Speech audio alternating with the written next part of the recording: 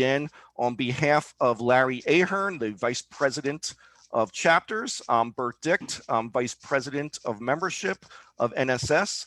We welcome you to, again, our bi-weekly series of space forums and town halls. And we have a really great presentation for you this evening. I want to just go through some virtual etiquette like we always do. So to submit a question, it's best to use the QA function. That way it goes right to the panelists. It's very easy for them to see and answer. They can answer those directly. If you use the comment for Q&A, it gets mixed up with all the other, I'm sorry, if you use the chat for Q&A, it gets mixed up with all the other comments and things that are put in chat. So it's best to go with the Q&A function to ask your questions. But I will remind you too, with the chat function, everyone can see it. So be respectful of the panelists and the audience. And also, I will be showing this in speaker mode, but if you have the opportunity to put your screen into speaker mode, that is the best way to view this presentation tonight. As always, we go through a few announcements, and I appreciate your patience for going through those things first. We'll talk about some upcoming events, and then we'll get right into the presentation. And then we'll close out. Again, we're scheduled to close out around 10:15 p.m. Eastern Time.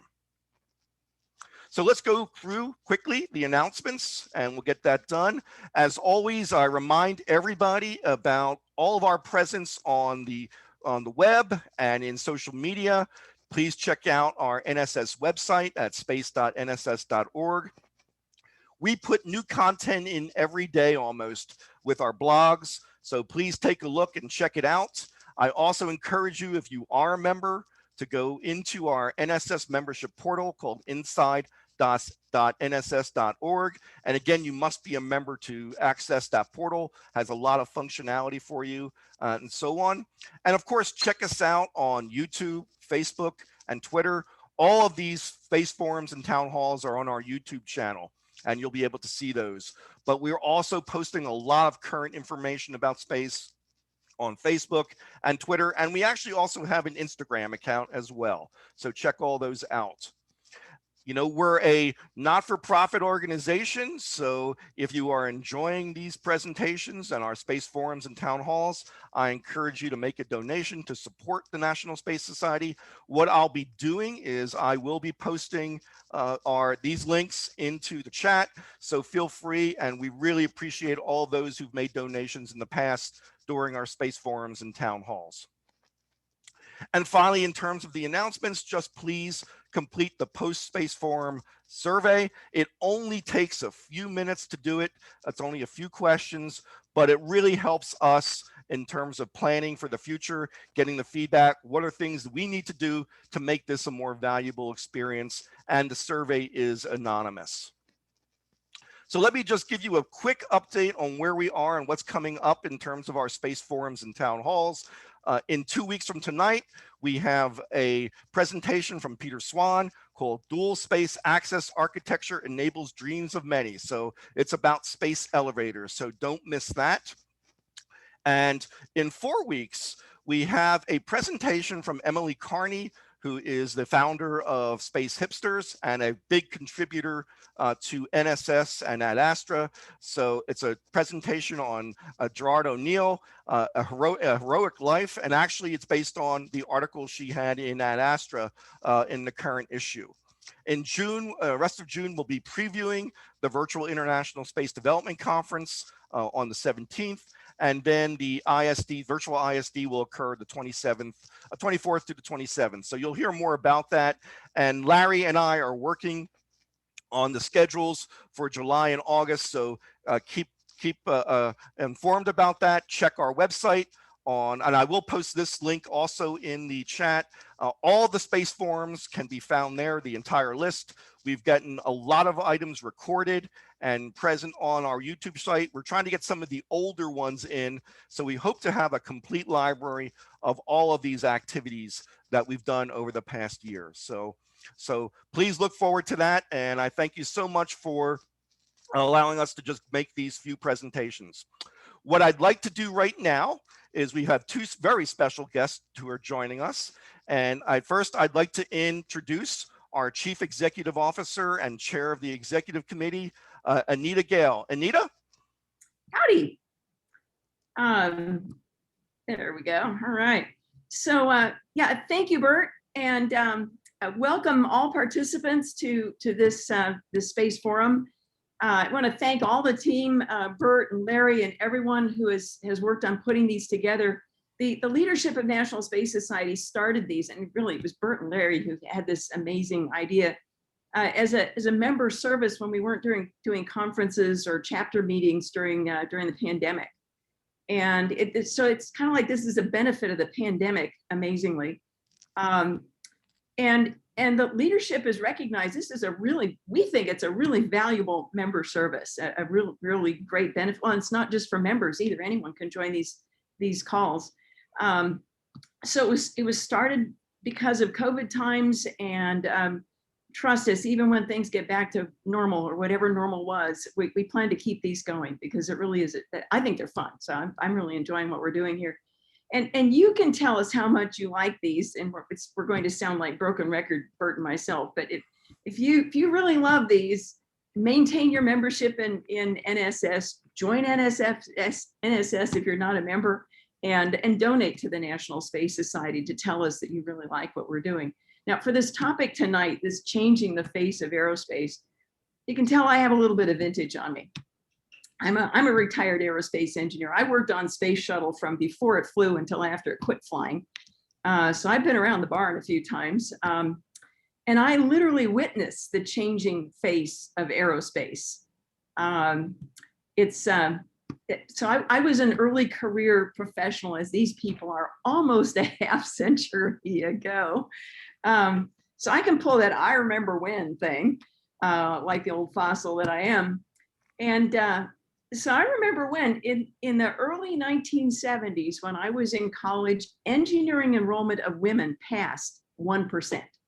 It was less than 1% when I got into college. And then getting out into industry, it was like 0.00, nothing. So most of us females, women who are of that vintage and stayed in the industry, number one, got into the industry, and number two, stayed in the industry. We were first woman, only woman, most vintage woman of almost everything we ever did. And there's still times when I'm only woman or most vintage woman of things that I still do. So it will be interesting to see how things have changed with the folks who are early career professionals now. And I'm sure their experience is much different from mine.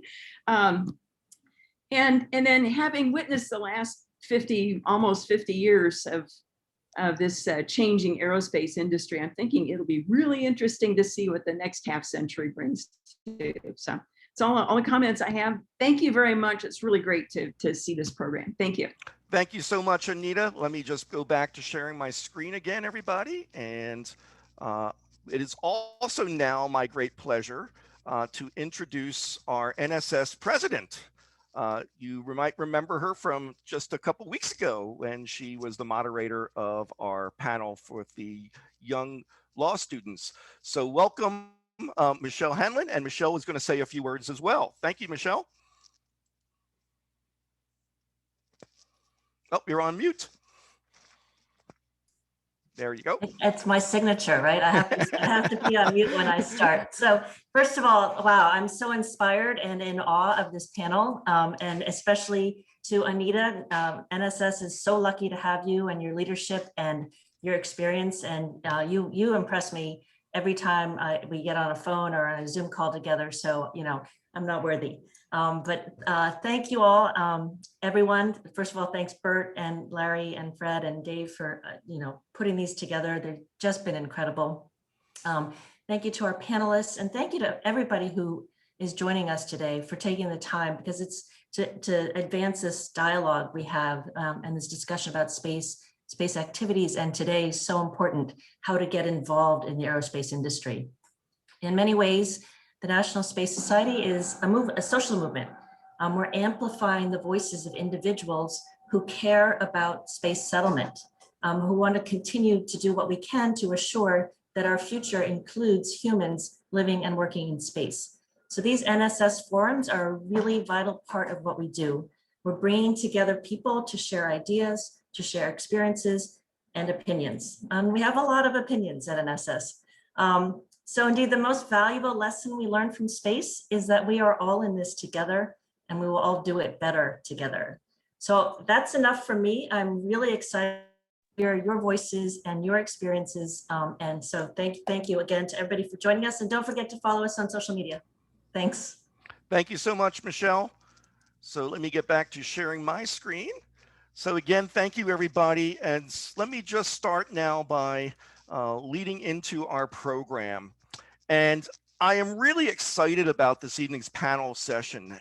I would say the idea really came from viewing several of the JPL webinars that featured the Perseverance team and their scientists and engineers. I'm sure probably some of you have seen those, but I was so impressed at how young and diverse they were.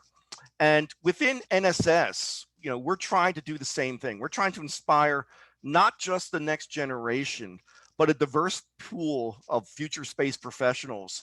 And we have a lot of activities like our International Space Settlement Design Competition, our SPUN debates, and our Space Edge Academy. And diversity really is our superpower, and we need to celebrate and promote it. So 2 weeks ago, our panel session featured, you know, a talented group of diverse law students, you know, who are focused in on space law. And tonight we feature another diverse and talented group, but this time we're going to focus in on the science and engineering side. And it's a broad group, and it covers everything from pre-university STEM and STEAM to university education and professional practice. So I'm very honored to introduce them now, starting in reverse alphabetical order. So first, I would like to introduce Betsy Soukup. Betsy is a structures engineer for the Falcon launch vehicles team at SpaceX, and I'm sure you know a lot about SpaceX right now. I'd also like to introduce Hannah Rens. Hannah is a project engineer for Boeing's Defense, Space, and Security, and she's also a member of our NSS board. I would like to introduce Kayla Martin. Kayla is an associate professor of aerospace engineering at Embry-Riddle Aeronautical University in Prescott, Arizona. And I'd like to introduce Lindani Johnson, an aircraft segment system safety team lead for Whisk Aero. And Lindani's working on some interesting things like electric aircraft. So that sounds really interesting. And finally, in terms of our panel, I would like to introduce Athena Brensberger. Athena has called herself a space evangelical, but she is promoting STEM and science education through her platform called Astro Athens. So it's a great panel. And now what I'd like to do is turn everything over to our moderator this evening, my NSS friend and colleague, Chantelle Baier, who's a member of our NSS Board of Directors and our NSS Director of Creative Arts. And Chantelle, too, is very involved in the work she does to promote STEM and STEAM and the next generation of space professionals. So Chantelle, I'm going to turn it all over to you. Hey, thanks so much, Bert. And, you know, it is an absolute honor to be on this panel today, moderating some fantastic panelists. So one of the things I want to say is that today's audience is also very diverse. We have some of our regular membership and we have some fantastic new people joining us today. So I think we're going to really dive in and learn how to support this new ecosystem of the space industry. And I think some things that we want to discuss with each of our panelists is kind of how did they get involved and what can they do to you know, support the younger generation, and moving forward, how can the NSS also support everyone's efforts? So today, you know, I would like to start with opening the question of when did each of you know that you wanted to get into this field of aerospace, and what role did you take to get there? Athena, would you like to start? Yeah, I'll go ahead and start. Hello, everyone. My name is Athena. And so what first inspired me to get into astrophysics specifically, that field, was when I was 12 years old, I received a book of images taken by the Hubble Space Telescope, one of the most incredible things ever, actually a bunch of combination of images on my jacket from Hubble. And I remember looking at the pictures thinking, wow, these are great art pieces. And a friend of mine goes, you know, these are actual images of things called galaxies and nebulae. And there's probably, you know, thousands of planets that there may be life that might exist on some of these planets. And at 12 years old, I just had like a mind explosion and thought, wow, okay, I need to pursue this field somehow. And by the time I got into high school, I started learning how to track asteroids, but was also pursuing the arts through dancing and theater. And that continued throughout my life, kind of merging the two of them, which is what brought me to what I do today, which is kind of a combination of both creativity, art, and then science as well. So that's really what inspired me to launch my brand and get into what I'm doing now. Rather than doing the research that I was doing in school, I'm now pursuing really just making great content for kids and DIY experiments and finding new ways to get involved in astrophysics. Oh, that's fantastic. So you really got involved with STEM and stuff too. And Kayla, I was wondering if you would be able to discuss kind of what inspired you and your background. So I'm Kayla. I'm a faculty member at Embry-Riddle. And so I always really liked stargazing as a kid. My dad bought a car and it came with a star map. And I was like, whoa, cool. And so we'd be up in I grew up in Minnesota. So if you hear my accent, that's why. And so there was a star map. And so I had a ton of fun watching the stars and learning all the constellations. And I really liked it. And so somebody in high school told me I should be an engineer. So I was like, I'll do engineering on the side, but I really want to be a mathematician because math is awesome. And so I was like, I'm going to get my math degree and I'm going to be an aerospace engineer, but I'll just do it on the side. And so I didn't really know what engineering to pick, but I was like, I like stargazing, so I'll do aerospace. So I chose aerospace engineering. And then throughout my undergraduate career at Iowa State, I was like, I like engineering more than I like mathematics. I really like the applied aspect of engineering and problem solving. So I stuck with that when I went to get my master's and my PhD, but all through my career, I knew I really wanted to teach. So my passion was more about teaching and educating the next generation of students and coming up with better ways to educate the workforce and making engineering exciting. And so that's really where my passion lies. And so that's kind of my journey so far. Well, that's fantastic.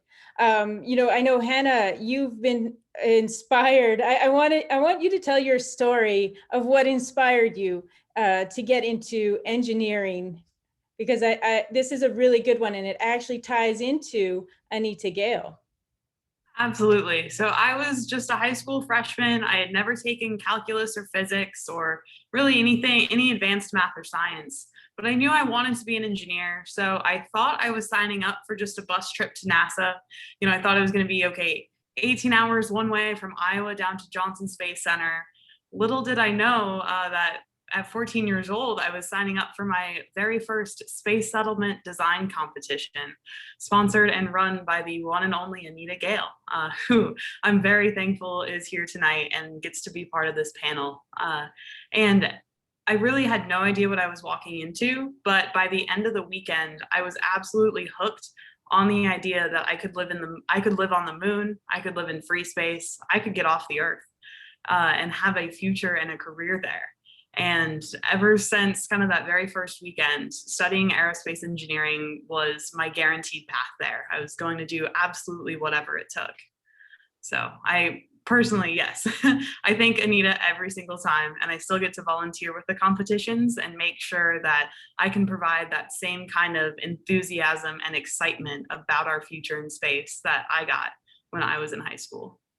That's amazing. And it's truly amazing to find out and to hear these stories of how the space settlement design competition led to, you know, careers in the field. Because when I first met Anita, one of the biggest things she said to me, I run this challenge and it's a grueling challenge, and the kids don't sleep, but they love it. And for all of you out there that don't know of the Space Settlement Design Competition, it runs through the weekend, and I got to, dive in this week, this last one, and look at the kids' work, and it's amazing. The presentations that come out of it, you would think are done by, university students, and they're actually high school students. So Hannah, and to see Hannah's outcome from this is really neat. And so I really suggest getting involved with the NSS, because there is a wealth of history and wisdom here, and that will guide you along this career path. And now I'm going to turn it over to Lindani, because what you're doing is truly amazing too. And you're paving the way now, but what really got you started in this? Sure. So it all started probably when I was about 8 years old. I wanted to be the first ballerina astronaut. And so I really just I've been pursuing it ever since I was 8. So I enjoyed building Legos. I liked reading sci-fi, building model rockets and planes. But my parents stressed that astronauts are well-rounded. And so they got me involved in things like music and dance. And things like that. And so I just took that. So I was lucky enough to have parents that knew the path to get to be an astronaut. And so I pursued aerospace engineering. I was in a program called 3-2 engineering, which is where you go to a liberal arts college for 3 years. Then you go to engineering school for 2 years, and you get 2 bachelor's degrees. And so the purpose of that is to get your liberal arts degree. So assuming that you're going to do some like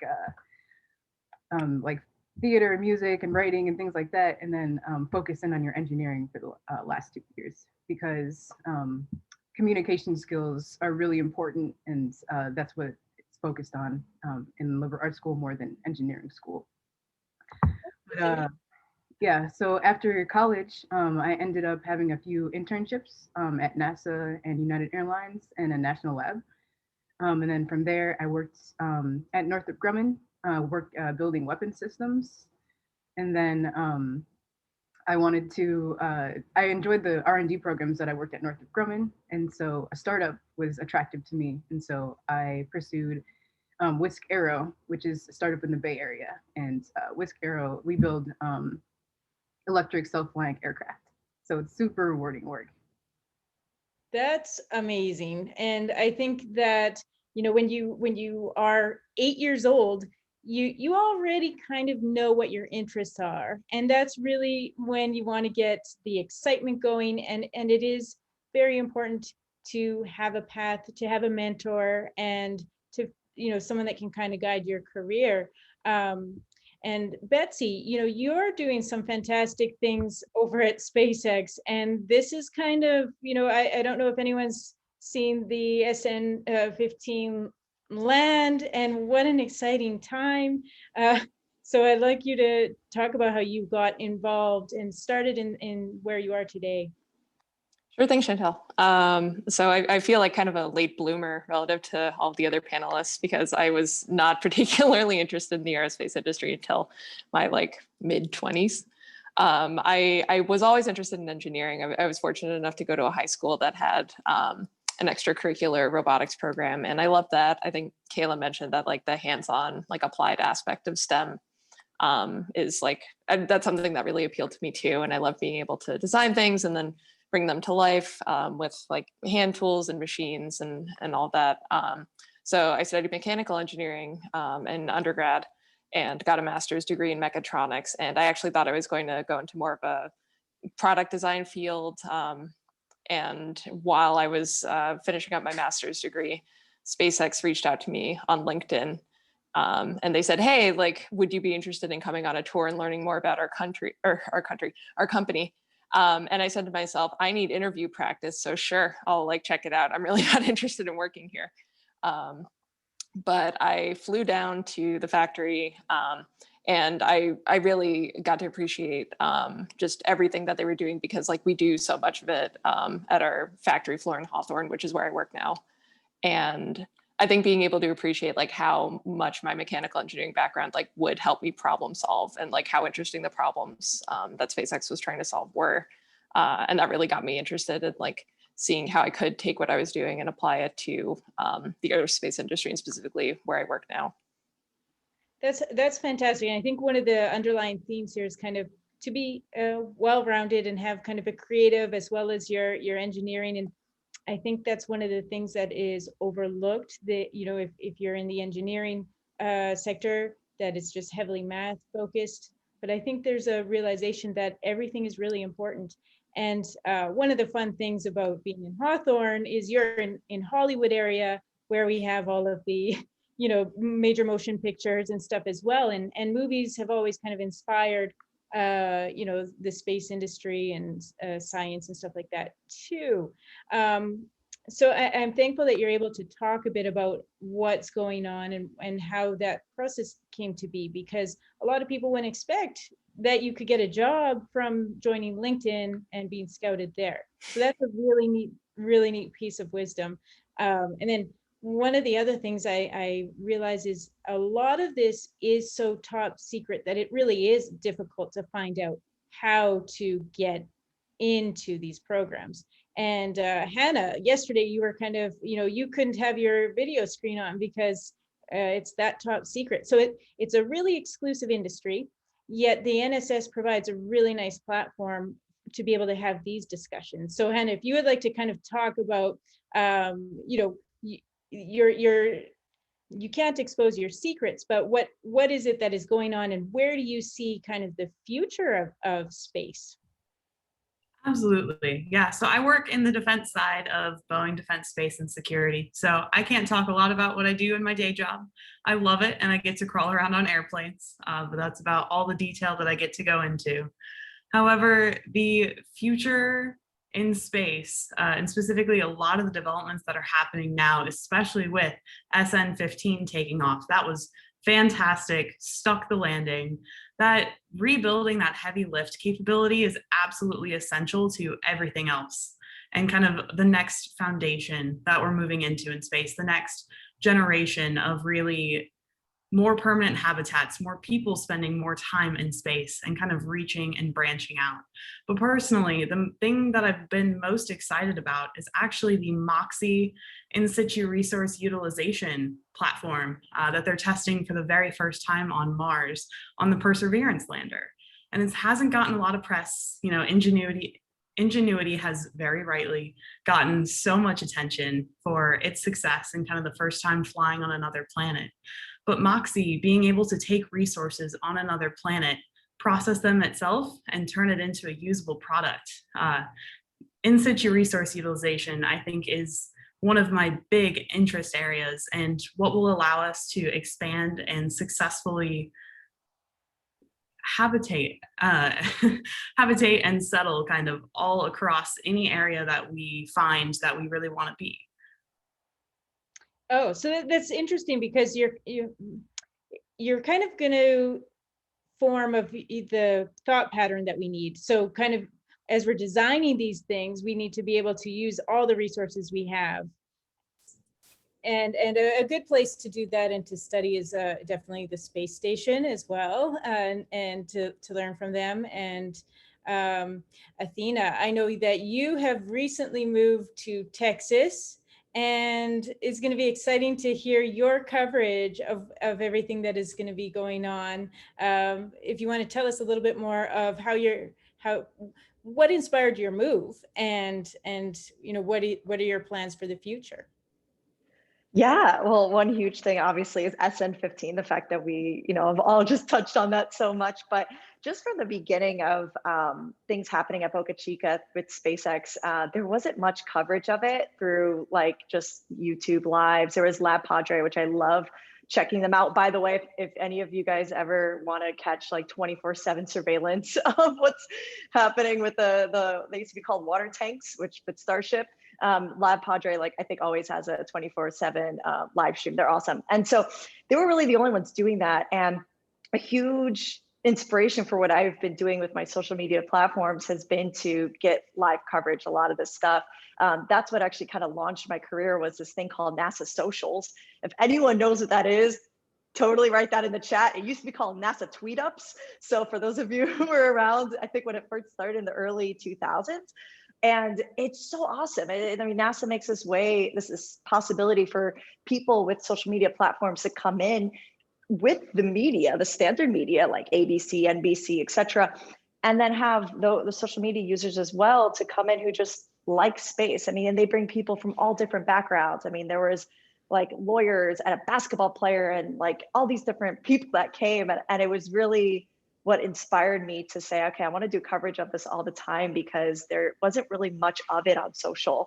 And so, oh, that's awesome, Guy. Yeah, he said, I've never been to an official NASA social life, but I've met a number of them. They're really awesome if you guys want to check them out. But the point is, that was a big thing that inspired me to move to Texas. I'm hoping to actually get down there next week or in the next couple of weeks, down to Boca Chica and do some live coverage. But another aspect too was to actually possibly go to UT Austin. So I want to continue, now that I've done about 10 years of a totally different career path, which was actually in fashion modeling and acting. I want to actually go back for my research now and continue my research in astrophysics on something called the Proplid, which for me is trying to be a small step in trying to find the evidence of possible life beyond Earth. So those were kind of the main reasons for the move, but definitely this is history in the making that we're seeing right now happening with a private space company that's bringing us not only back to the moon, but then to Mars. So. Thank you. I mean, it's incredible that you have this fashion background too, and modeling. And I know you've been an ambassador for the Yuri's Night event and stuff like that too. So, you know, I think this is a really fun way for you to also get involved with the NSS and help promote us as well. Kayla, I'm just wondering if you could talk about your STEM programs and you know, you're working with university students and college students already, and what are they up to these days?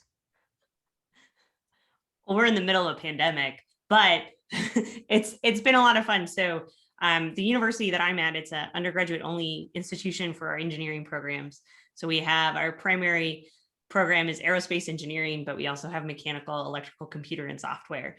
And so the students at our campus all go to our particular college, has aeronautical in the name. So a lot of them show up and they want to be aerospace engineers. So there's already a lot of passion at our university for aerospace and space and planes and all those things. So our students are working on a bunch of different projects. We're building our second CubeSat. I think it's a 3U CubeSat. So that's about this big that they're going to send up, I think this year, but I'm not sure. We've got a bunch of rocket programs and a lot of different things that are happening as extracurriculars. And then we just have the typical courses and course projects. I teach our senior year capstone sequence. So that's the big project that all the engineers take their final year. And so that's always really exciting to see the different ideas that students come up with in terms of what project they want to work on. So I have teams that are trying to build a gimbaled solid rocket landing system, which is crazy, to trying to make bricks out of Martian simulant with high compression rates. Talking a little bit about this in situ resourcing. And so it's really fascinating to watch them take these projects from nowhere and build out the requirements and then actually get to build and test something by the final part of the semester. That sounds like so much fun. I wish I could join. Because, you know, it's that curiosity and just building and I mean, that's what is the discovery, the sense of discovery and team building. That's fantastic. Lindani, you are working on some crazy things too that you mentioned yesterday. If you mind talking a bit about that, and you know, you just did a beautiful job of discovering and explaining some of the things that you're doing, as well as your programs that you're working with. Sure. So at Whisk Aero, we're building an electric self-flying aircraft. So that's super cool and cutting edge. And so I'm a system safety aerospace engineer. And so system safety actually falls under the umbrella of systems engineering. So basically, we help define requirements and specifications, and then quantify how safe and reliable systems that contain hardware and software are. And so it's super cool because, you know, we're looking at these self-flying systems. That's a new system, and the way that system safety works is that sort of there's these older standards, right? So we start with these old standards, and then we have to work with the FAA in order to build new requirements. And so we actually end up being sort of like lawyers. We'll say like, okay, so there's no regulation that exists for this specific thing, but we think it should look like this. Like FAA, what do you think? And so that's a really unique piece of my job. So outside of WISC, I work for the National Society of Black Engineers Aerospace Special Interest Group. And so we are a professional engineering network, and the Aerospace ASIG has 4 different divisions. So there's a technical research division, there's a technical development division, aerospace advocacy, and then finally a JEDI outreach division. And so we do a lot of things. We hold conferences. We have a research. We do research papers, and then students can present at those conferences. And then recently this year, we started an internship program.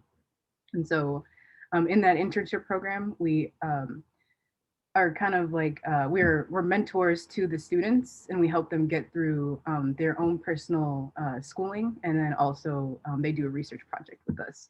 So we work with them on communication skills, general presentation skills. And then it's also really cool because each of these students has different interests. So we have really cool technical discussions. And so it's kind of unique because as a Black aerospace engineer, you know, it's kind of rare to see another person that looks like you. And so it's really cool to inspire these kids, because when I was growing up, there wasn't, you know, I couldn't point out another Black female aerospace engineer. And so, and to this day, I only know about 3. And so it would have been nice if I had someone looking out for me and who looked like me. And so I wanted to be that for somebody else. Oh, that's fantastic. I think you're absolutely right. We need more mentors, and I like that you're, you know, completely diverse and reaching out to minorities.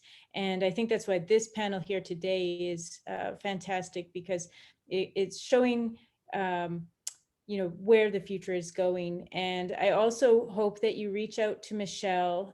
She's a fantastic lawyer, and I think that there might be some excellent conversations, and she has wonderful interns and students that work with her as well.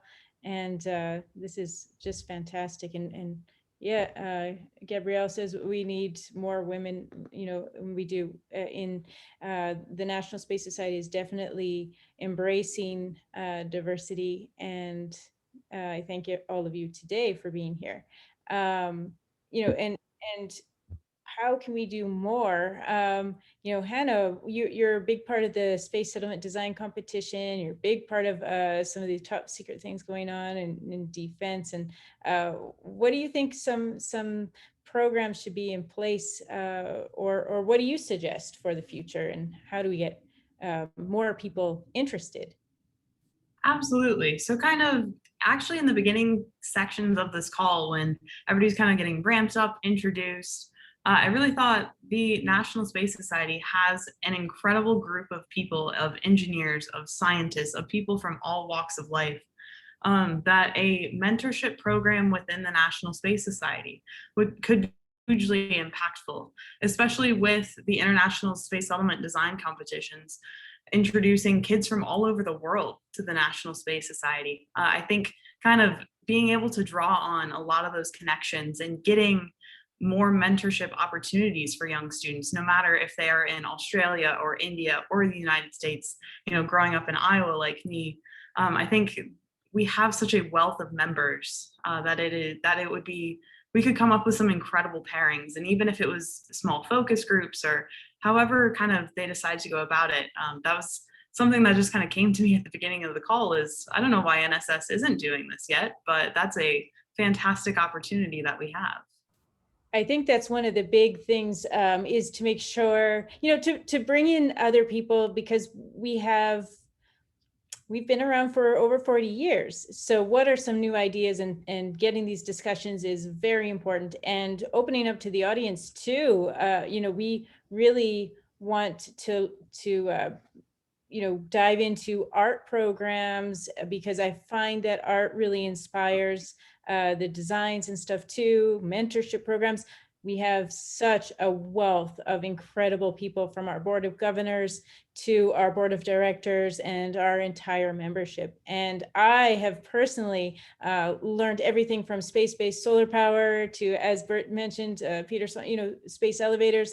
Everything is within this ecosystem. And I'm going to ask you all on the panel if you can unmute your speakers, because I think that way we can engage and discuss some of the fun things that we're doing. We've got a really interesting time here with SpaceX. And Betsy, if you want to talk a little bit about what you think, where Elon is going and how fast we're going to get to Mars, and what the settlement will look like.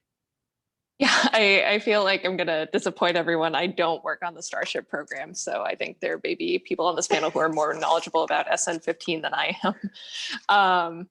But it's definitely been a lot of fun to work for a company that gets to be in the news so much, and is kind of renewing, I think, national interest in getting people to space, and not only to the moon, but beyond that, and further than we've gone before.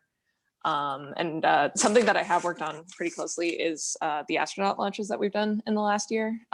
So certifying our structures with NASA engineers, and making sure that we meet their standards, but in the way that we as a private contractor have approached the problems. And then again, doing that for a vehicle that's already been to space once.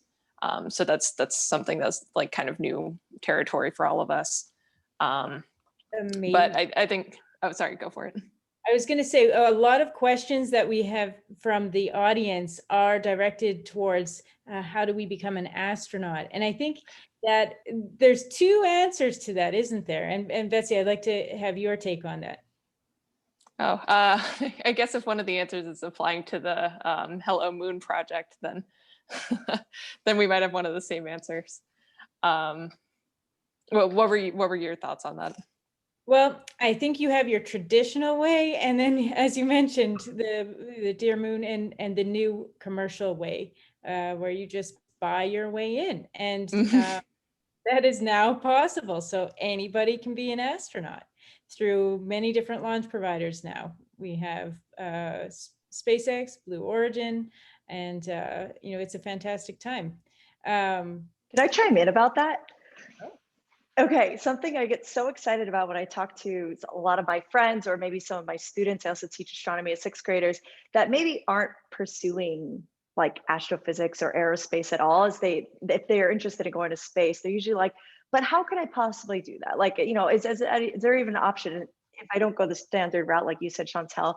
There's the tourism route, right? But tickets are still extremely expensive. And I'm going to say something probably a lot of us have heard before, but if you compare it to kind of modern day commercial aircraft, the price really has made such a big drop, just from the moment that airlines first existed. It really the only wealthy could fly. And eventually the price came down, the more that there were companies that arose. And I think that's what we see happening with the privatization of space, is we see so many now private space companies coming up that are starting to either have their own launchers, or now also launching people to space. And then, not to mention too, the sponsorships, for instance, St. Jude's Children's Hospital doing the Inspiration 4 mission.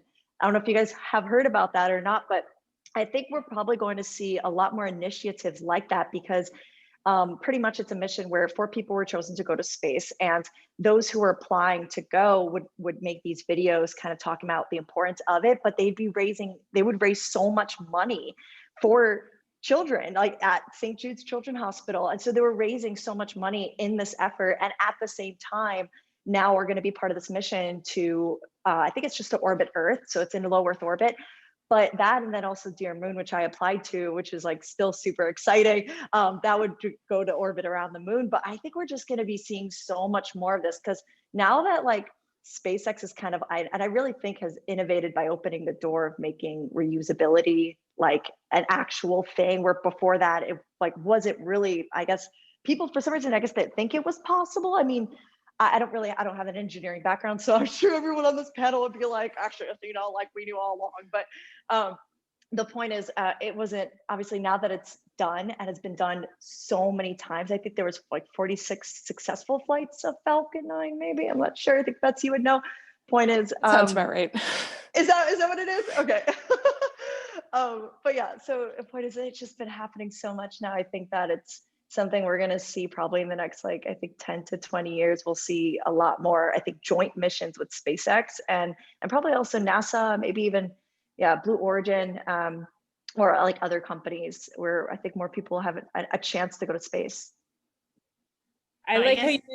Oh, sorry. I was going to jump in on a different note. So I work at a university and we sometimes invite astronauts to come talk. So a while back we had one, and the advice that she gave to people that asked her this question, I thought was really good. And it was essentially, if you look at the astronaut corps, they're not all aerospace engineers or even all engineers. They're a wide variety of people. But her point was, if you want to be an astronaut, you have to be the best at whatever you do.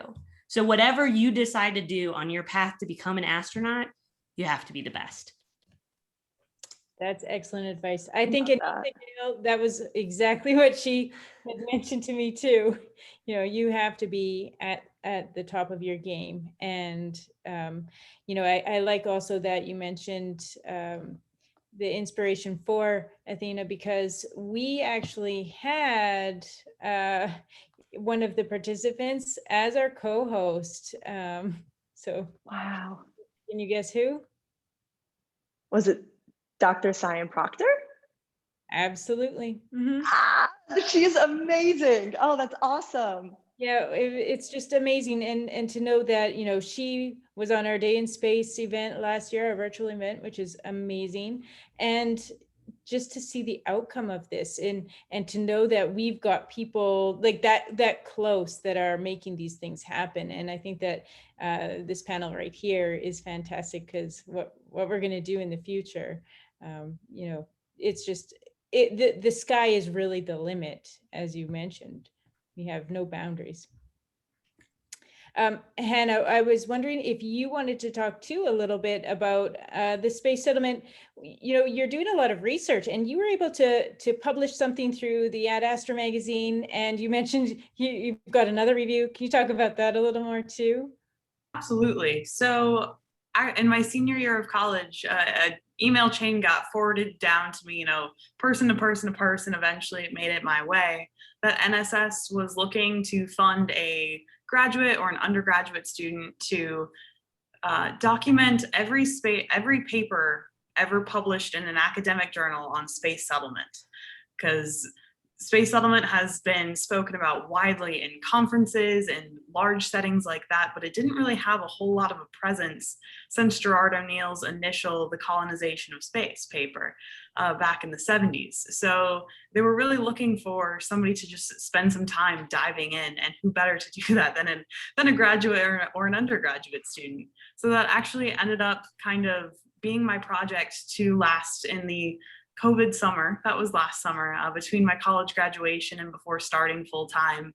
I ended up reading and finding so many more articles, hundreds of articles, more than we ever thought possible, and ended up picking my top 54 that I felt like really gave a good status quo of kind of the academic literature, where we're at today on space settlement, and all of the different technologies that are required to make space settlement possible.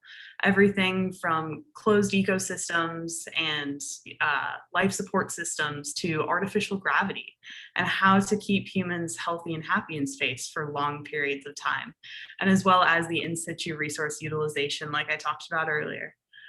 So in the process of writing that paper, I've spoken about it a couple times at the NSS Space Settlement Summit.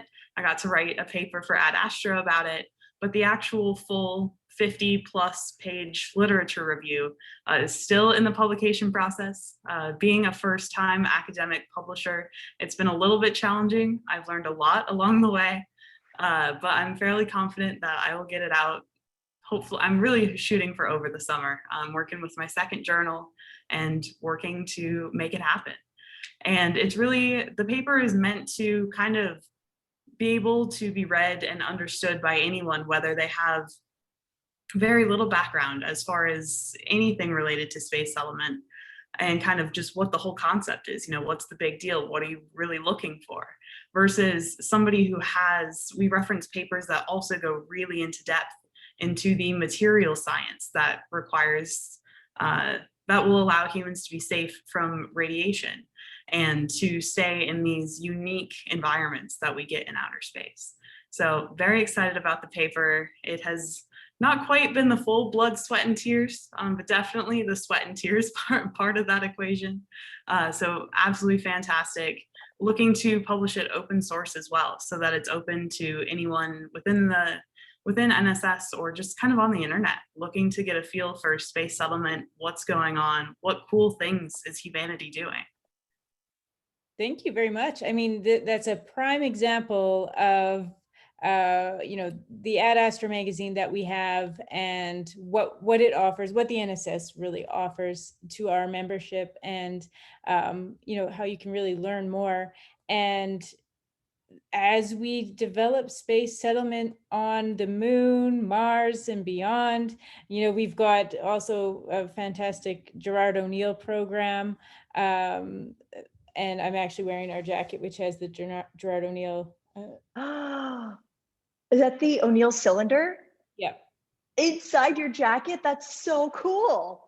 It's, yeah, and you can become well, it's kind of top secret, but at the same time we run the Gerard O'Neill Circle, and if you want to be involved, reach out to me and we will get some amazing things going. Our president before, Alice, she had put forward this program and it's amazing.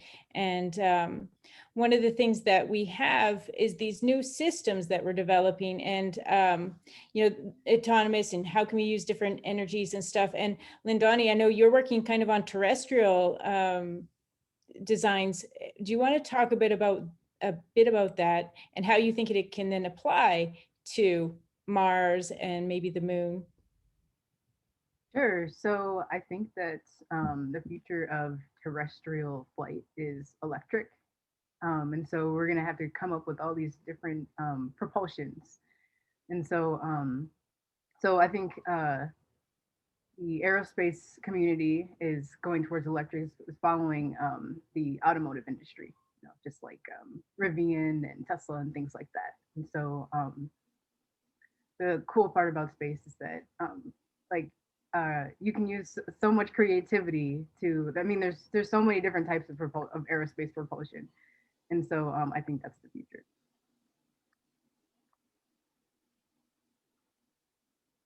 I'm going to ask Betsy what you think the future looks like and where do you want to see it go? So I think I actually asked a similar question when we had Sunny Williams, who's an astronaut, come to SpaceX for a talk a couple years ago. I asked, like, what do you think is the big blocker for SpaceX kind of expanding what we're doing and going to Mars and establishing settlements on Mars? And what she said that I thought was interesting and I've kind of carried with me is that there needs to be more collaboration. So I think our SpaceX being private, I think we've been able to accomplish some really great stuff because of how fast we can go.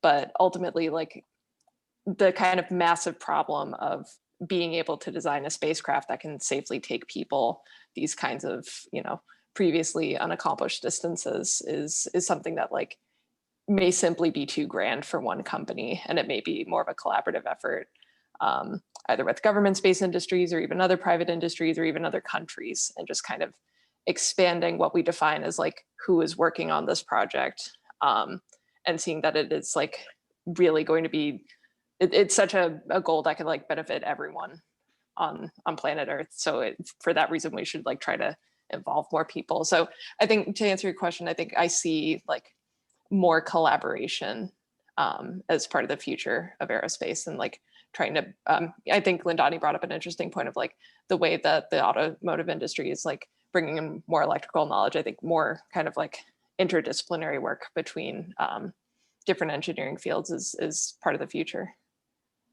Oh, that's fantastic. And I'm going to revert to the NSS for a second too, because we kind of have this beautiful platform of such a diverse background. You know, you've got people from NASA, you have people from Boeing, you have artists, you have all sorts of people, and you know, and really an international effort too. We have chapters in Australia, India, and around the world. So it's kind of like, how do we all work together to make this future? And I would like to hear, you know, Kayla, what do you think that you would like to see the future? I guess I would like to see more diversity and more openness to change. So a lot of the aerospace companies and like, you're stuck in a rut and it's worked before, so why do we change it? And so I think looking forward, it would be great to see some more expansion. Like, private companies have really taken on risk and shown that risk can have rewards, and being more open and accepting of people that don't look like what you think of usually when you see an aerospace engineer. And I think that's something that the aerospace community as a whole should drive for. Thank you. Can I actually ask Lindani a question? Sure. Lindani, I'm really curious about how you made the transition from the defense world and into kind of the startup environment, and kind of how that felt, especially working for one of the big traditional companies and moving into a startup. Sure. So I started my career at Northrop Grumman. So like you said, a giant, a really big fish in defense. So I really enjoyed, so I worked on a couple of different types of programs. I worked on legacy type programs, which are sort of slower moving. You're kind of just taking someone else's analysis and building on that. And then there's research and development programs, which are fast moving. Like the government wants this certain weapon system yesterday. And so we've got to quickly pull together a design and analyze it. And so I really enjoyed that fast paced environment, but only like a small percentage of my work was in that area. And so I started thinking, I was like, okay, well, maybe I should look at startups in the Bay Area. And because I've always wanted to, I had this fantasy of living in California. And so I was fortunate enough to get a job at WISC. And it's been very interesting. The program structure is completely different because it's a startup. You know, it's a small company, so you've got a lot of visibility. And when you have your projects, and so I was able to move up within the company quickly. And so it's more of a meritocracy than I'd say like a bigger company. You can really, if you're young and you work hard and you're knowledgeable, you can rise up pretty quickly. And so it's definitely fits my work style. Amazing. You're absolutely right. I'm in the startup world as well, and there's so many different opportunities right now. You know, it's a beautiful time. And Athena, you have your new company too. So it's what are you predicting the future will look like? Oh, that's such a good, I don't know. I mean, I like think everybody else, can I just vote for everyone else's answer? That was so great. I mean, I really like the aspect of more worldwide collaboration. That was something I always was really fond of when it came to, say, like looking at the Space Treaty of like 1967, I think is when it was initiated. It just, when you really read through it, it was so just beautiful to recognize how something can almost put away all of our other, like, you know, like discrepancies or problems or things that we don't like about each other for some reason on this planet. And it's like all of that goes away when it comes to space exploration, or at least we'd hope it would. And that's something that I think the more we strive towards that type of future, the better we're going to see, I think, just how we behave on our planet, not just with each other, but also politically speaking, but environmentally speaking. I mean, not to mention the long Mach 5, you know, China rocket that's, you know, unpredictable right now, but also the fact that that's something that I think that if we did have more space policies shaped in a way that we could have collaboration, we wouldn't have to worry so much about things like space junk, because we'd be able to initiate ways to clean up, like the deorbit, orbit, the area, the graveyard orbit that's in space, where it's when something isn't used anymore, it's pushed in that area. And I think that those are just some examples, but I just think we would widely see benefit here on Earth, and especially too for like the next generations. The fact that technology has boomed so much just in the past like 10 years, that's going to be something that's going to dramatically shape, I think, the future of how, first off, children learn. And so looking at education systems and looking at new ways of spreading, like, I think not only great knowledge, but also correct knowledge, but also new ways of mentorship as well. I think that will really shape our future in not just space exploration, but yeah, the way that we live with each other on this planet. Hannah, what about you? I feel like I want to hear more about Kayla, honestly, especially being somebody who recently graduated college, and with how I felt about the space industry going into college of, oh, I'm going to go work at SpaceX and I only want to work at a startup. And then I graduate and I work defense at one of the largest companies in the world. So I'm really curious to see, I know how my education kind of shaped my path, but I really want to hear how Kayla and what you're doing with your students.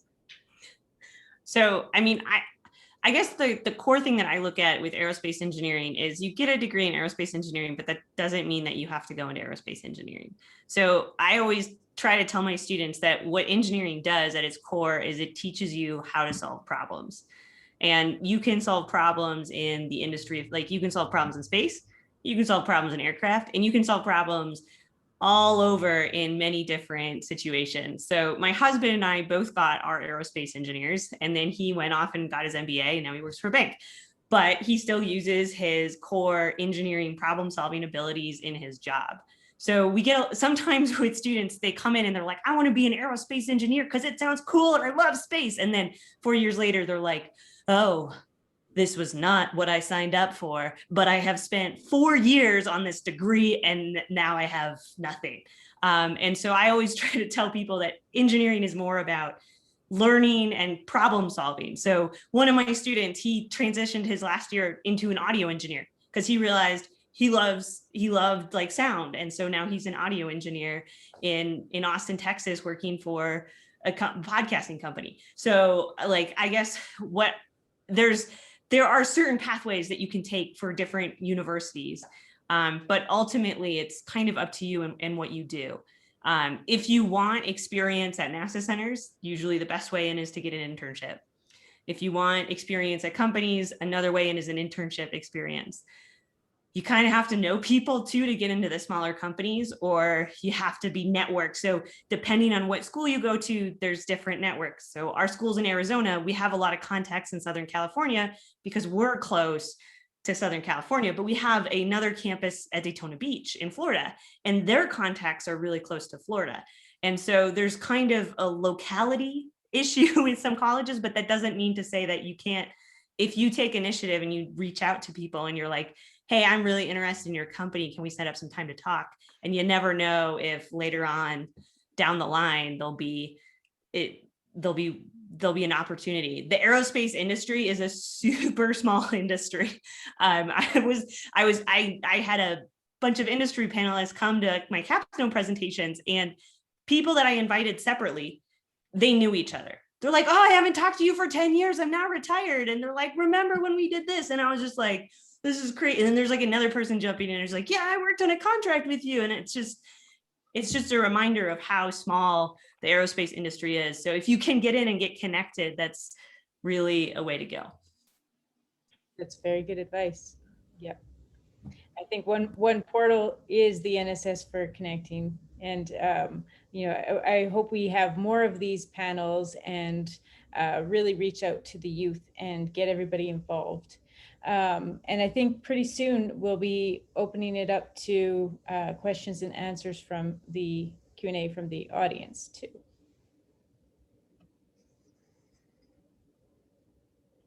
So one of the things I am seeing is a suggestion that if anyone is looking at creating a space business, you can get on our email list at spacebizplan.nss.org. I know that's a fairly new initiative, so awesome.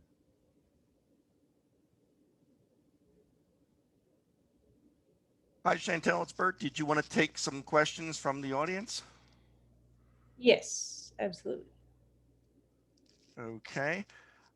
Let's see what we've got. I know we've got one hand raised, but I think there were a number of questions that came in to our Q&A. I know some of us answered it, but someone asked about a computer science engineer. Do they ever get a chance to go to space?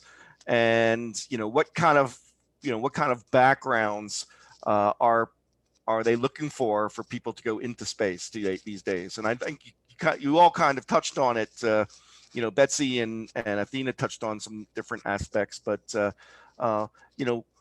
our panelists, what do you think? What's the best route these days? Betsy, you want to try first?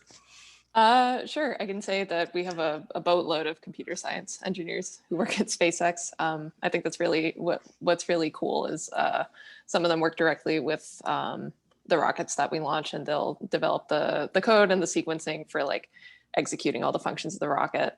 And there's a completely separate group of software engineers that works on the architecture that we use to like make sure that we understand what metal we're using, like what grade metal we're using, or develop the like portal that we can send files to all of our customers to. So, both if you're interested in like the traditional coding or like more in UX and like user design, those are both like fields that we have a ton of engineers working in. So I think there's like absolutely like a need for people with computer science backgrounds to get involved in the aerospace industry, especially as like the world as a whole has gotten more online. Oh, very good. Thanks, Betsy. Anyone else want to add to that one? I can totally hop in on that one. That was actually when I was writing my space settlement paper. That was one of the issues that I ran into, is that there was so many different papers on chemistry and biology and physics and computer science and structural design and every single different specialty of engineering, that I had to reach out to other people in my network that had PhDs in these different topics and had kind of that expertise that I could send over some of these advanced papers to. And just to get that gut check of, as an aerospace engineer, I kind of know what my background is, but we're reaching that inflection point where we need absolutely every discipline, whether it is humanities and science and every aspect of science and engineering, to actually make it and to actually make space settlements work. This is not something that just aerospace engineers are involved in anymore. It became very quickly clear to me that even when looking at master's programs, that there's a wide berth of options. And I don't think there is one best path. I really do think that it's going to take all of us. Very good. Thank you, Hannah. Anyone else, or we'll go on to the next question?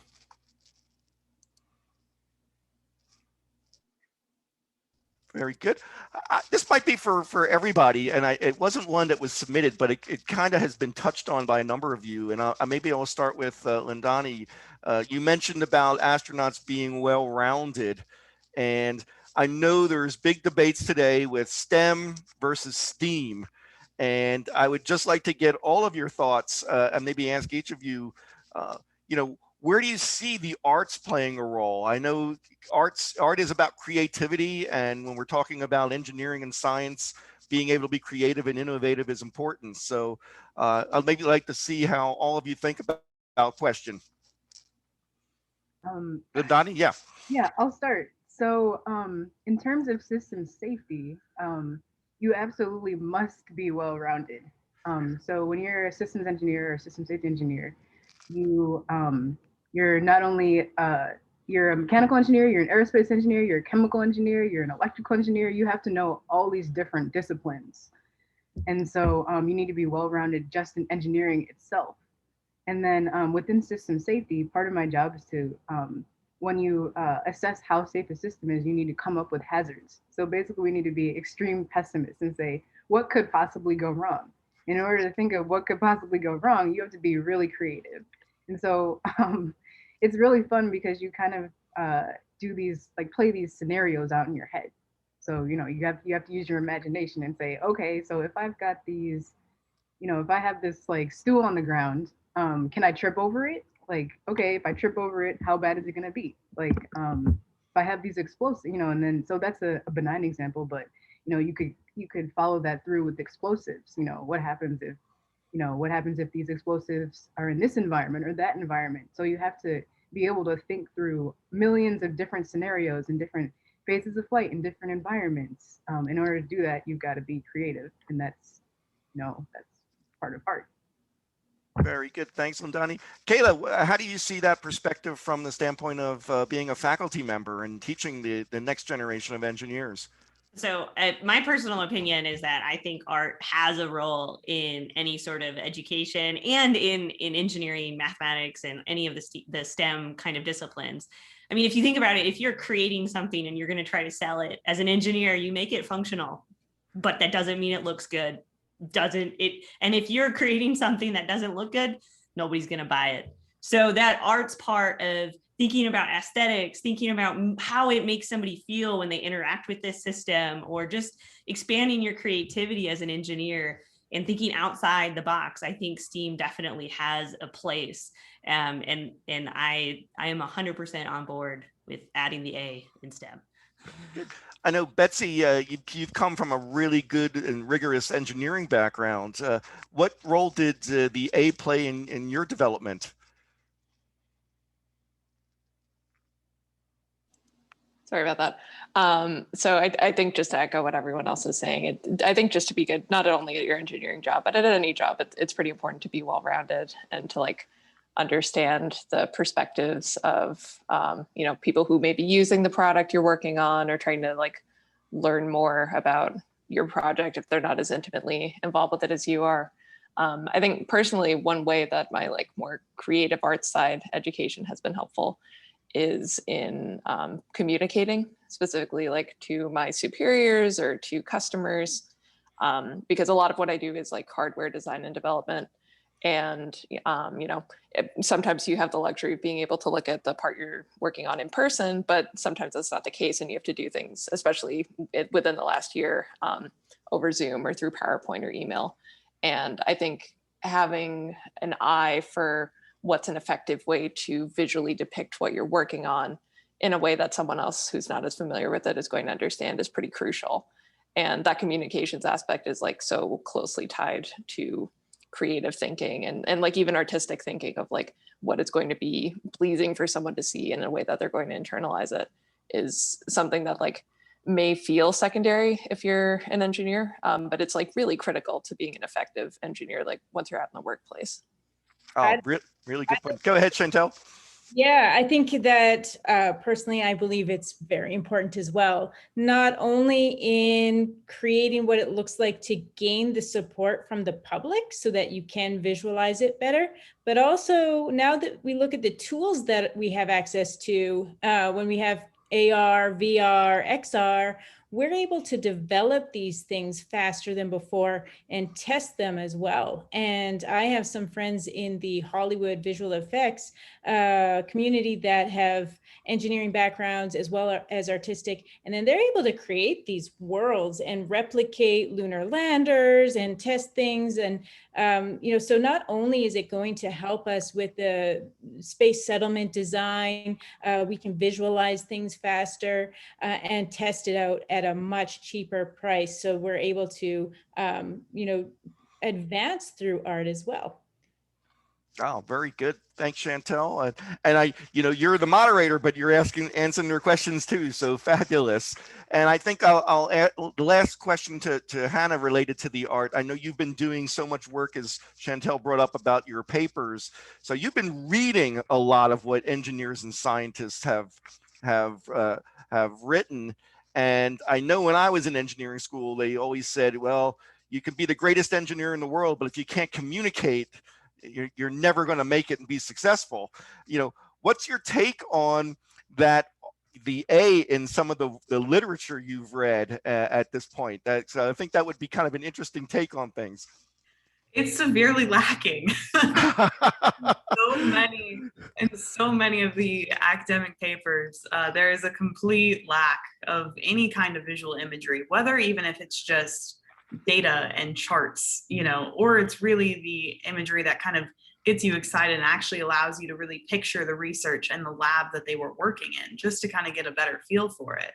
But even there's quite a few more and more papers being published on kind of looking at designing a space element as a whole. And you can talk all you want and write all you want about what your dream space settlement looks like, but if you don't have images, nobody else in the world will be able to understand what you're actually talking about. And I know, especially when you look at a lot of the photos and drawings and pictures that came out of the NASA summer studies with Gerard O'Neill's group, those pictures still last today. They are still being reproduced and published and shown time and time again, because they really were the first images that gave us an idea of what it could look like to live in outer space. And that just kind of says how impactful they can be. Especially, I always keep two photos at my desk from Voyager 1, the pale blue dot image, and the Earthrise image from the Apollo missions. I keep those at my desk at all times because it's just that visual reminder of how important and where we are going and what we are working towards. Oh, very good. Everybody, I know we're just out of time. Is it okay to go about another 5 minutes? Is you go good with that? Because I did want to try to get to one of our audience members. Carl Ricco is always asks a question at these space forums, and he's one of our chapter leaders. Carl, I'm going to turn on your mic so you can ask your question. Okay, I think you have to unmute as well. How's that? There you go, Carl. Perfect. All right, all right. My question relates to the makeup of the panel, and it's quite a diverse makeup of individuals in many areas of expertise, obviously. And I wondered, since this is one of the major thrusts of the NSS, to get young people involved and also to have diversity included in terms of various disciplines, I wondered, considering the NSS's Enterprise in Space program, if that was still going forward, if the panelists would like to get involved and contribute to the program. Carl, that's a good question. I'm not from, I know about the Enterprise in Space, but I'm not sure where that stands. I don't know whether Anita is aware of that one. And I know it was very prominent a few years ago. Yeah. Oh, sorry to interject. I see Sean Case is on the founder of Enterprise in Space. Oh, okay. Let Sean answer. Okay. And I apologize too. I want to get back to, if I was going to ask Athena the question about A, because I know she's very involved in that. So after we do that, I apologize, Athena, for passing you over on one of your questions. So let me see Sean. Okay, Sean. Hi, can you hear me? There you go. You got it. Perfect. Okay. So we're no longer an NSS program, but we are going nonprofit and we're still working with the NSS. I still do a lot of work with the NSS. But we're in the process of restructuring it and bringing it back. Sean, would it be possible just to post a website or information in the chat for people who are interested? We're actually redoing the website as we speak. That's being reworked up. So at the moment I have it down, but hopefully in the next couple of months, everything will be reworked and back up. Very good. Thanks so much. I plan on working with the NSS with this, and I do promotion for the NSS and still try to help out NSS as much as humanly possible. Very good. Thanks so much. Thank you. Thank you. Yep. And Athena, I wanted to get your take on the A, because I know that is a big part of what you do. Oh, yeah. So something, I mean, everyone kind of really touched on the importance of it. I think in every aspect that was kind of already in the list in my mind. But I think the final thing I would say is, I don't know if anyone's ever taken part in like a congressional blitz. the Planetary Society holds a blitz where people can come and volunteer on Congress, on Capitol Hill, and they can speak to Congress and different representatives about the new NASA bill. So you learn all about the Transition Authorization Act for the upcoming fiscal year for the new NASA budget. And I learned so much about the importance of funding that goes into research. And it just kind of clicked for me out of nowhere how important the artistic aspect is for getting the general public interested in space, not just aerospace, but in astrophysics, in education, and of course in rocketry and exploration. And the reason is because it's not like, unfortunately, I think for a lot of people, it's not as translatable, sort of maybe just, possibly reading an article or reading a book, but watching movies, seeing things at like Starry Night by Van Gogh. That's what really translates, I think, for a lot of people. And I think that the more information that's shared about new discoveries made or new technologies being developed in space or in science in general will increase their interest in it. And at the end of the day, when it comes to policy, they're the voters. And so, the House of Representatives, senators, they want to obviously please their voters as well. And so there's this like strange political science aspect to really funding new research, funding new missions, funding, education for students in STEAM. And if you really kind of zoom out, it boils down to the public interest. So that's what really pushed me into just going full-fledged into social media and building up my company and doing a lot with art, because where Bert and I first met was actually volunteering at the Intrepid in New York City for 2 years. And that was incredible because you're talking to people every single day in front of the Space Shuttle Enterprise about space exploration, the Space Shuttle program, and we had the Soyuz capsule. And that's what I think will be another aspect of, I guess, translating the importance of these things. And so that's what I would say of why I think art is so important. It's to gain a more massive public interest in the stuff that we do and that we love. Very good. Thank you. I know we're way over time right now. Chantelle, should we, I have one final question to ask everybody, if that's okay. And I want to include you in that, if that's okay. Sure. Okay, so this is to each of you. We'll go a quick round robin. So we're hoping that we've got some young people on and that we'll be able to share this with other young people and inspire them. I'll end with asking you, what advice do you have for those that want to go into aerospace, whether it's or science, astronomy, that type of thing? What would you leave them with as we close out this evening? So why don't I just start with I'll start with you, Hannah. Yeah, let me get off mute. For me, my biggest would kind of be college can be hard and getting that kind of education can be difficult, but having the mentorship aspect, having the kind of extracurricular, the reminder of why you're studying what you're doing, having some kind of connection to whether it's volunteering or whether it's binge watching The Martian once a week, or kind of doing whatever it takes to really kind of get through college, which is, very forefront of my mind, especially for young people. Going in the first couple years are going to be a lot of general engineering or general science courses. You can kind of feel disconnected from the end goal, and just being very conscious and doing what, like I said, doing what it takes, staying connected with the industry and staying connected to what you're passionate about. I think in the end, that made all the difference for me. Very good. Thank you. Betsy, what's your take? I'd say almost identical to Hannah's. I think engineering education is really hard, and just having the confidence in yourself and knowing that you will be able to do it. I think especially if there are people listening who, maybe they're not white men who are kind of the more typical aerospace engineer. Even if you're not necessarily seeing yourself immediately, that's no reason that you can't be just as competent or even more competent. Very good. Thank you, Betsy. Lindani. I'd say in terms of career success, emotional intelligence is of paramount importance. So you have to know how to read people. That's really going to take you to the next level, is learning how to present things, because you could be the best engineer in the world, and have these amazing results, but when it comes time for the presentation, you can't communicate your results. No one's going to understand, or they might misinterpret your results. So that's so communication and speaking in particular is very, very important. Very good. Thanks, Lindani. And Kayla.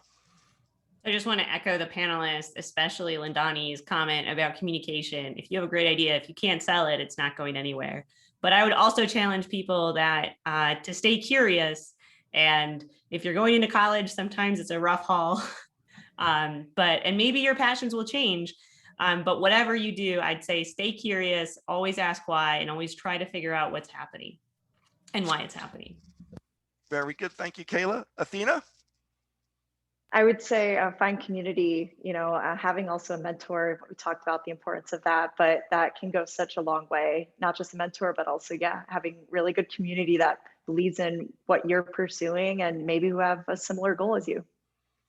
Thanks so much. And let me turn it over to our moderator, Chantelle. What advice do you have? So I have to say that the key theme here is definitely have mentors and ask lots of questions, because there's so many new things changing and there's so many people willing to help and give direction. And there are so many different possibilities, whether you're an artist, whether you're in the aerospace industry, you have information to offer everybody. So ask questions. I would say definitely get involved with the NSS. It's one of the best platforms for such a diverse range of fields, and you're going to get direction to the right areas. So get involved as many organizations as you can. And we have a wonderful panel here today, and everybody is really willing to reach out and mentor and help, no matter what stage you are. And as Anita said too, you now have the opportunity to change later in your life, and there's some fun things happening right now. So mentorship is the number one. Ask many questions.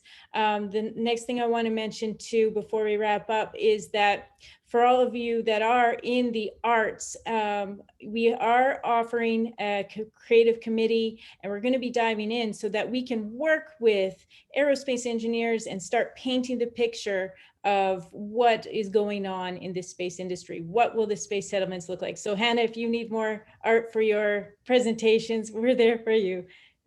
And that's, thank you to everybody, and a quick shout out to all the friends and family from Canada and around the globe that are joining tonight, because we've got some new people on here. So I hope you join, and I hope that we'll get some more membership up and more meetings to follow. Thank you so much, Chantelle. Since we do have Anita and Michelle on, I know we're already over, so I guess it doesn't matter to go 1 or 2 more minutes. So I'd just like to see if Anita and Michelle would like to have any final comments as well to our audience. So I'm blown away. I think, I try to live tweet, and I'm not really that good at it yet. And I also, I'm taking pictures with my phone instead of getting screen grabs, but I'm just really proud to be president of NSS on a day like today, and to see your faces and to hear all the wisdom that you have to offer at such relatively young age. I mean, your visions and thoughts about the future, I thought were just really impactful. Very deep. My voice is catching. Isn't that silly? So yeah, you guys really moved me, and I always tell this to my law students. I think with our future in your hands, the future is very bright. Thank you. Thanks, Michelle. Didn't expect to be asked, but thank you. We'll put in another plug for National Space Society. NSS is acquiring more technical credibility. There are a number of engineering leaders in NSS, and yet NSS is still very, very, very incredibly welcoming back from its roots to the advocate community. And as Chantelle pointed out, the art community.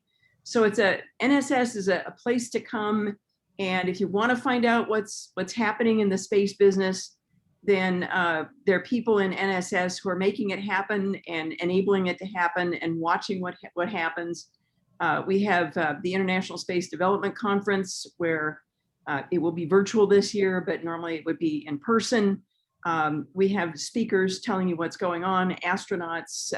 We've had Jeff Bezos and Elon Musk at ISDCs.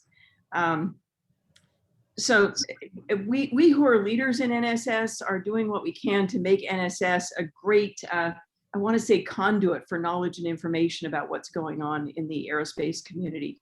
And literally the NSS vision for the future of humanity in space it's getting closer and closer to happening. A lot of what we saw is kind of the rest of the world thought there was a giggle factor. The giggle factor's gone. People are going to be living in space and making an economy in space.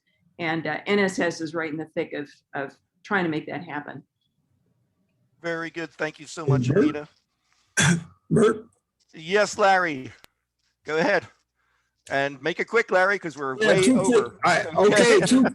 All right, two things. Number one is all the speakers here. I like what they had to say. I'd like to see if they have any present you and I with what I call story ideas for what they're working on. Chantelle, something on creative arts. Michelle, you owe me from All Moonkind. Anita, and I think Hannah, space. Oh, I'm stumbling over the words. The space contest. And the thing is, the other speakers, you have, if you have something, you give us a program idea, we'll run it. I says, we run these things every 2 weeks, and we're opening up for July, August, and September right now. So please contact Bert and myself. The second thing was, Bert, we need to get this to YouTube as soon as possible so we can disseminate this as far as we can. Absolutely. Thanks, Larry. So I just wanted to close out. I know we're a little bit over. I know a lot of our audience has stayed with us, so I appreciate that for everybody. First, I really want to thank the panelists. It was just so great. And I'll echo what something that Michelle said, that, you know, I've been in aerospace now for 40 years and I'm in STEM education, and the profession, the industry is in good hands, both based on what we heard today and also what we heard 2 weeks ago with our lawyers. So I really want to thank Athena.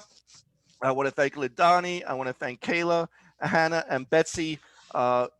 It was just fabulous. So thank you for what you're doing now to improve and inspire the next generation. And thank you for being here this evening.